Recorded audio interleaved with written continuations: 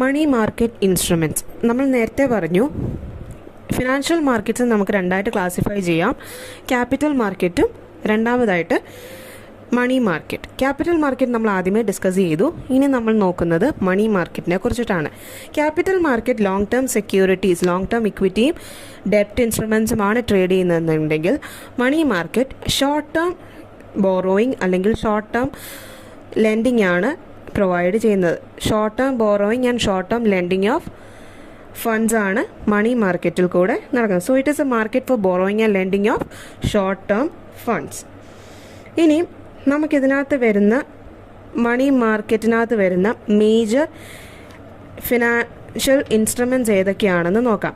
Financial instruments നോക്കുന്നതിനെക്കാട്ടിലും മുന്നേ നമുക്കിതിൻ്റെ ഒരു കൺസെപ്റ്റ് അല്ലെങ്കിൽ ഒരു ഡെഫിനേഷൻ എന്താണെന്ന് നോക്കാം. മണി മാർക്കറ്റ് എന്ന് പറഞ്ഞു കഴിഞ്ഞാൽ RBI ഡിഫൈൻ ചെയ്യുന്നത് a market for short term financial assets that are close substitutes for money and facilitate the exchange of money in primary and secondary market. So money market എന്ന് പറഞ്ഞു കഴിഞ്ഞാൽ short term financial assets വിൽക്കുകയും വാങ്ങുകയും ചെയ്യുന്ന ഒരു market area ആണ് മണി market എന്ന് പറയുന്നത്. ഇതിൻ്റെ മെയിൻ ഒബ്ജക്റ്റീവ്സ് എന്ന് പറഞ്ഞു കഴിഞ്ഞാൽ it is the temporary employment of surplus fund. Additional funds ഉണ്ടെങ്കിൽ നമുക്ക് ടെമ്പററി ആയിട്ട് കുറച്ച് നാളത്തേന് ഫണ്ട്സ് എംപ്ലോയ് ചെയ്യാൻ പറ്റുന്ന ഒരു പാർക്കിംഗ് പ്ലേസ് ആണ് മണി മാർക്കറ്റ് എന്ന് പറയുന്നത്. അതുപോലെ തന്നെ ഷോർട്ട് ടൈം ഡെഫിസിറ്റ്സ് നമുക്ക് ഓവർകം ചെയ്യാൻ പറ്റും. നമുക്കിനി എന്തെങ്കിലും ഒരു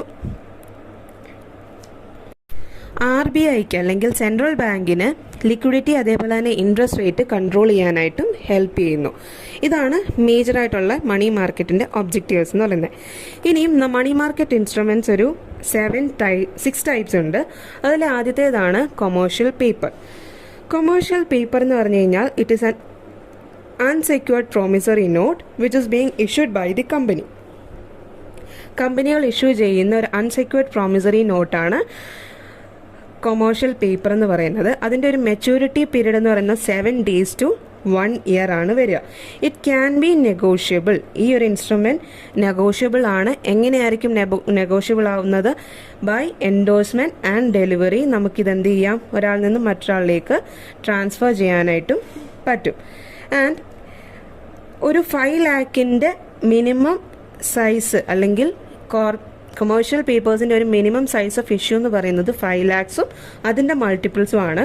ഇത് ഇഷ്യൂ ചെയ്യാൻ പറ്റുന്ന കോർപ്പറേറ്റുകൾ എന്ന് പറയുന്നത് corporates having A net worth of 4 crores 4 കോടി നെറ്റ്വർത്ത് ഉള്ള കമ്പനികൾക്ക് മാത്രമേ കൊമേഴ്ഷ്യൽ പേപ്പേഴ്സ് ഇഷ്യൂ ചെയ്യാനായിട്ട് പറ്റത്തുള്ളൂ. സോ ഇതാണ് കൊമേഴ്ഷ്യൽ പേപ്പേഴ്സിനെ പറ്റിയിട്ട് പറയുന്നത്. രണ്ടാമതായിട്ട് certificate of deposits. Commercial papers കമ്പനികളാണ് ഇഷ്യൂ ചെയ്യുന്നതെന്നുണ്ടെങ്കിൽ സർട്ടിഫിക്കറ്റ് ഓഫ് ഡെപ്പോസിറ്റ്സ് ബാങ്കുകളാണ്, കൊമേഴ്ഷ്യൽ ബാങ്കുകളാണ് ഇഷ്യൂ ചെയ്യുന്നത്. So they are money market negotiable money market instrument which are issued in dematerialised form for funds deposited at a bank and for a specified time period. So certificate of deposits എന്ന് പറഞ്ഞാൽ negotiable money market instrument ആണ്. Electronic ഫോമിലുള്ളതാണ്. ഈ ഒരു certificate of deposits മേടിക്കുന്ന investors ബാങ്കിലേക്ക് അത്രയും പൈസ ഇൻവെസ്റ്റ് ചെയ്യുന്നു അല്ലെങ്കിൽ ഡെപ്പോസിറ്റ് ചെയ്യുന്നു എന്നാണ് കണക്കാക്കുന്നത്. ആൻഡ് ഇറ്റ് ഈസ് എ ഡെപ്റ്റ് instrument and a bearer certificate which is negotiable in the market. അപ്പം it is issued by the financial institution against deposit kept by the individuals and it is a document of title. നമ്മൾ സാധാരണയായിട്ട് fixed deposit ഇടുന്നത് പോലെയല്ല, ഇതൊരു ഡെപ്റ്റ് instrument ആണ്. ഒരു electronic ഫോമിലുള്ള certificate ആണ് പ്രൊവൈഡ് ചെയ്യുന്നത്. It can B negotiated and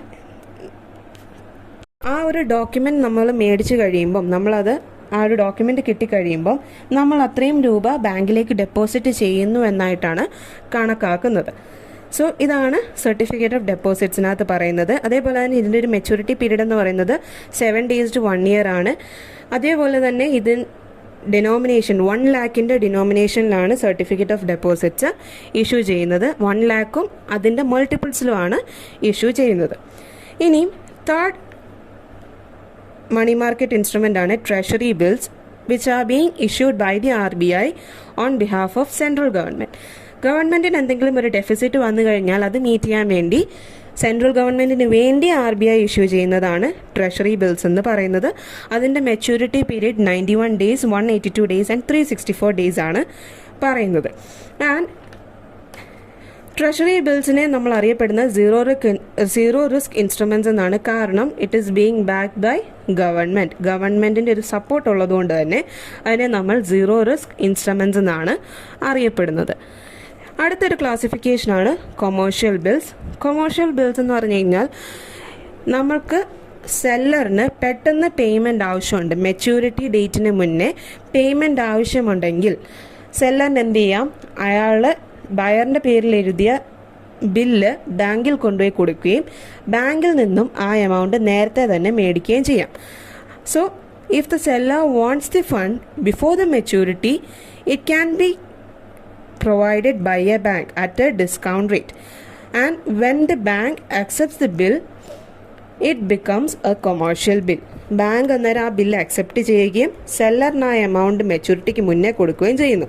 and maturity date ആവുന്നുണ്ടെ buyer എന്ത് ചെയ്യണം, ആ എമൗണ്ട് ബാങ്കിൽ കൊണ്ട് അടച്ചാൽ മാത്രം മതി. ബാങ്കിനാണ് ഇനി അതും കൊടുക്കേണ്ടത്.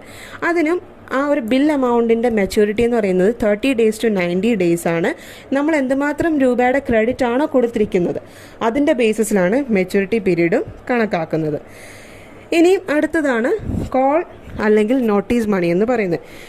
Call or notice money, it is a very short term loan which is being provided for a period of 1 day to 14 days. ഒരു ദിവസം മുതൽ 14 ദിവസം വരെയുള്ളൊരു കാലയളവിലേക്ക് പ്രൊവൈഡ് ചെയ്യുന്നതാണ് കോൾ മണി അല്ലെങ്കിൽ നോട്ടീസ് മണി എന്ന് പറയുന്നത്. And if it is being provided for a 1 day, ഒരു ദിവസത്തേനാണ് ലെൻഡ് ചെയ്യുന്നതെന്നുണ്ടെങ്കിൽ അതിന് വിളിക്കുന്ന പേരാണ് call money. And if it is being provided for more than 1 day and less than 14 days, it is known as notice money. And ഈ ഒരു market govern ചെയ്യുന്നത് RBI ആണ്. RBI ആണ് വേണ്ടുന്ന ഗൈഡ് ലൈൻസ് ഒക്കെ ഇതിൻ്റെ പാർട്ടിസിപ്പൻസിന് വേണ്ടി ഇഷ്യൂ ചെയ്യുന്നതും. RBI പറയുന്ന ഗൈഡ് ലൈൻസ് പ്രകാരമാണ് കോൾ മണി അല്ലെങ്കിൽ നോട്ടീസ് മണി പ്രൊവൈഡ് ചെയ്യുന്നതും. സോ കോൾ മണി അല്ലെങ്കിൽ നോട്ടീസ് മണി എന്ന് പറഞ്ഞു കഴിഞ്ഞാൽ ഒരു ദിവസം മുതൽ 14 ദിവസം വരെ പ്രൊവൈഡ് ചെയ്യുന്ന ലോണാണ്. ഷോർട്ട് ടേം ലോണാണ്, ഏറ്റവും ഷോർട്ട് പീരീഡിലേക്ക് പ്രൊവൈഡ് ചെയ്യുന്ന ലോണാണ്. ഒരു ദിവസത്തേന് കൊടുക്കുന്നതാണെങ്കിൽ കോൾ മണി എന്നും, ഒരു ദിവസം മുതൽ 14 ദിവസം വരെയുള്ള ഒരു കാലയളവിൽ കൊടുക്കുന്നതാണെങ്കിൽ നോട്ടീസ് മണി എന്നുമാണ് വിളിക്കുന്നത്. ഇനിയും ലാസ്റ്റ് പറയുന്നതാണ് റീപർച്ചേസ് എഗ്രിമെൻറ്റ്. റീപർച്ചേസ് എഗ്രിമെൻ്റ് എന്ന് പറഞ്ഞു കഴിഞ്ഞാൽ which is also known as repo. ഇതിനകത്ത് സെക്യൂരിറ്റീസിൻ്റെ സെയിലാണ് മെയിനായിട്ടും നടക്കുന്നത്. പക്ഷേ സെക്യൂരിറ്റീസ് സെയിൽ ചെയ്യുന്ന കൂട്ടത്തിൽ ഒരു എഗ്രിമെൻറ്റും കൂടെ വെക്കും. It is being provided by the seller that he will buy back the securities on a future date at a predetermined price. അതായത് വിൽക്കുന്ന സെക്യൂരിറ്റീസ് ഫ്യൂച്ചർ ഡേറ്റിൽ നിശ്ചയിച്ച ഒരു വിലയ്ക്ക് ബൈബാക്ക് ചെയ്തോളാം എന്നുള്ളൊരു എഗ്രിമെൻറ്റോട് കൂടിയാണ് സെക്യൂരിറ്റീസ് വിൽക്കുന്നതെങ്കിൽ അതിന് പറയുന്ന പേരാണ് റീപർച്ചേസ് എഗ്രിമെൻ്റ് എന്ന് പറയുന്നത്. ഈ റീപർച്ചേസ് എഗ്രിമെൻറ്റിൻ്റെ നേരെ ഓപ്പോസിറ്റാണ് റിവേഴ്സ് റിപ്പോ എന്ന് പറയുന്നത്. ഇവിടെ സെല്ലറാണ് തിരിച്ച് ഞാൻ മേടിച്ചു കൊള്ളാമെന്ന് ഒരു എഗ്രിമെൻറ്റ് വെക്കുന്നതെന്നുണ്ടെങ്കിൽ റിവേഴ്സ് റിപ്പോയിൽ പറയുന്നത് നേരെ ഓപ്പോസിറ്റ് ആയിരിക്കും. ബൈയിങ് പാർട്ടി ആയിരിക്കും എഗ്രിമെൻ്റ് വെക്കുന്നത്. ബൈയിങ് പാർട്ടി എഗ്രിമെൻറ്റിനകത്ത് എന്തായിരിക്കും പറയുന്നത്, that he will sell it at a future day. അങ്ങനെയായിരിക്കും അതിനകത്ത് ആ ഒരു എഗ്രിമെൻറ്റിനകത്ത് പറയുക. അതായത് the party buying will be agreeing to sell it back at a future day. അങ്ങനെയാണെങ്കിൽ ബയർ ആ ഒരു എഗ്രിമെൻറ്റ് വെക്കുകയാണെങ്കിൽ അതിന് പറയുന്ന പേരാണ് റിവേഴ്സ് റിപ്പോ എന്ന് പറയുന്നത്. There are mainly 2 types of repo. Market repo ഉണ്ട്, RBI റിപ്പോ ഉണ്ട്. Market repo which is also known as Inter bank repo. Transactions entered into between banks among themselves. ബാങ്കുകൾ തമ്മിൽ ട്രാൻസാക്ഷൻസിൽ ഏർപ്പെടുകയാണെങ്കിൽ സെക്യൂരിറ്റീസ് ബൈ ചെയ്യാനും അല്ലെങ്കിൽ cell ചെയ്യാനും ഏർപ്പെടുകയാണെങ്കിൽ അതിന് പറയുന്നതാണ് inter bank repo. And RBI undertake ചെയ്യുന്നതാണെങ്കിൽ RBI dealing with primary dealers and scheduled commercial banks to control the liquidity, it will be known as RBI repo എന്ന് പറയുന്നത്.